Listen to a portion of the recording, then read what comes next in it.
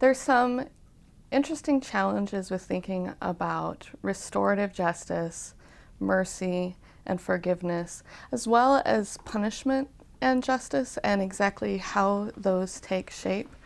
One of the contributions of Christian thinking about these different categories, justice, punishment, forgiveness, mercy, is that they're all fundamentally united in the Christian tradition. And that we have a God who is both just and merciful at the same time. So justice and mercy can't really come into conflict. It can't be that being merciful is somehow asking less than justice requires. That mercy is, in fact, the fullest realization of justice. With that, we think of justice not in terms of God sitting up in heaven with a black robe and a gavel prepared to condemn us or to redeem us, but instead as a God who's seeking right relationship with us. So justice in the Old Testament as well as the New Testament is this idea of right relationship. So insofar as mercy restores right relationship and brings us back into good relationship with one another, mercy and justice work together. And with that, forgiveness is part of that, and the recognition that punishment is not going to be able to fully realize that right relationship, that ultimate justice. It's something else that's going to realize that, and that is the restoration of the covenant that we've made with God, and God has chosen us to be in covenant with. With those ideas of justice and forgiveness and mercy being united in God's person, restorative justice is an effort to repair the harm that we've done in our relationships with one another. To take the step to recognize, this is what I've done, this is what I was thinking when I did it, and these were the mistakes in my thinking and in my actions, and that those mistakes have resulted in real harm to other people and to my community. So the next step for me is to think about, given this experience of justice and mercy working together, how then can I go and fix the things that I've done? Some things aren't fixable. Some things that we do to one another, there's no way to repair that harm. There's no way necessarily to restore that relationship, but there's always the possibility that God opens up to us that there can be redemption, there can be forgiveness, there can be mercy, even when the highest demands of justice or giving back what's due to another person are not in our capacities as human persons. We have several resources in the Christian tradition for thinking about punishment.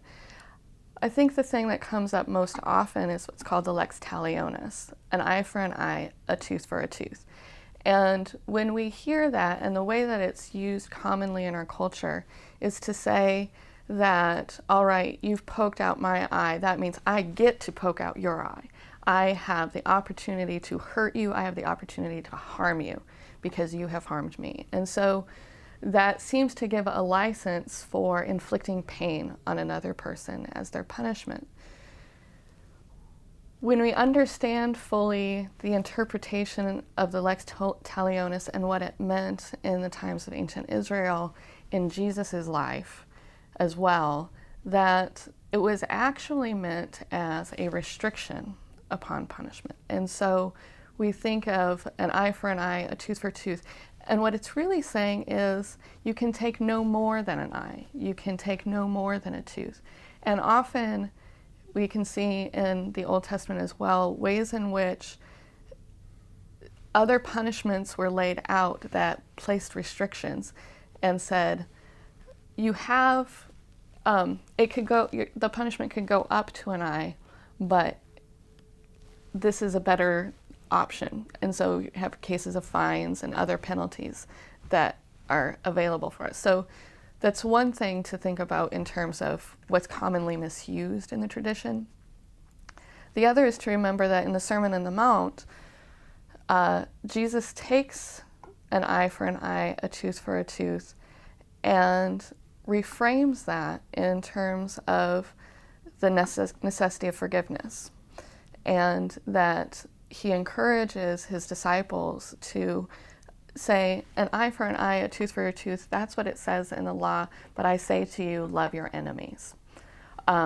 So we have to take that from a Christian context, that saying an eye for an eye, a tooth for a tooth, and really begin asking questions about how that's used in our culture and whether that's a faithful way of interpreting that portion of the law.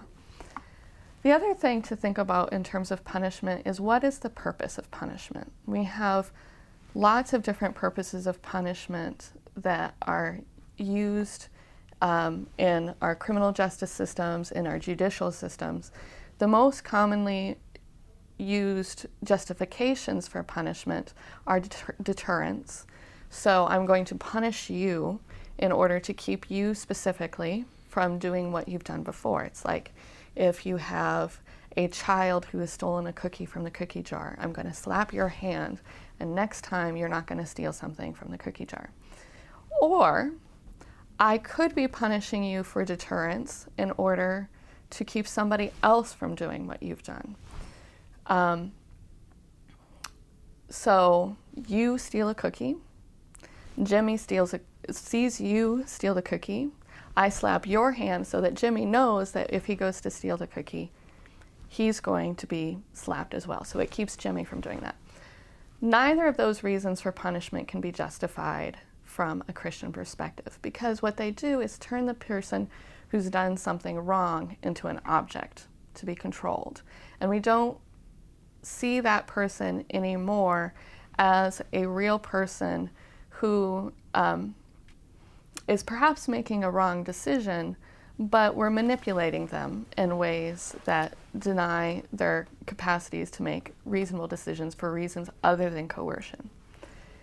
Another reason for punishment is incapacitation, that we are going to punish somebody in order to restrict them from being able to do something else. This is probably the biggest reason why we have prisons, is that by putting somebody in prison, they are unable to be on the street to commit crimes. There is some level of justification for this form of punishment in the Christian tradition in terms of the need to protect public safety. If there's somebody who is obviously going to cause harm to themselves or to other persons, then it can be a reasonable step to disable them from causing that harm. But you have to have a really good reason for being able to do this. You have to have really strong evidence that it's a possibility that someone's going to cause this harm. So that can't be the only justification for punishment. The fundamental justification for punishment in the Christian tradition is the hope for reconciliation and restoration and redemption. In that, in experiencing some form of pain, somebody should come to recognize what they've done wrong and then think about ways in which to turn their lives around and find other ways of being in the world that are for life and for love of neighbor. Now, with that, the question is, do we inflict pain in punishment in order to get this outcome? Or is the pain inherent in the recognition of one's wrongdoing? Is it that we come to know that we are guilty, that we come to know that we have not been our best selves, that we've not been faithful to our God or to our neighbor, and that's where the real pain lies? Or are we inflicting pain for the sake of inflicting pain on somebody? I think that the real possibility for redemption, reconciliation, restoration to full relationship with God and neighbor comes from the first option, where the punishment is inherent in the recognition of what one has done. Sometimes somebody needs to be told what they've done is wrong, that people need to communicate with them that they've failed, that they've hurt other people, in order to be able to fully recognize the consequences of their actions. And sometimes that needs to be in a somewhat painful process, that some folks won't stop and look at what they've done unless they're forced to sit down and look at what they've done. So there is that element of pain and punishment. The question is, are we inflicting punishment for the sake of inflicting pain, or are we thinking about punishment in terms of directing it towards reconciliation and redemption and restoration?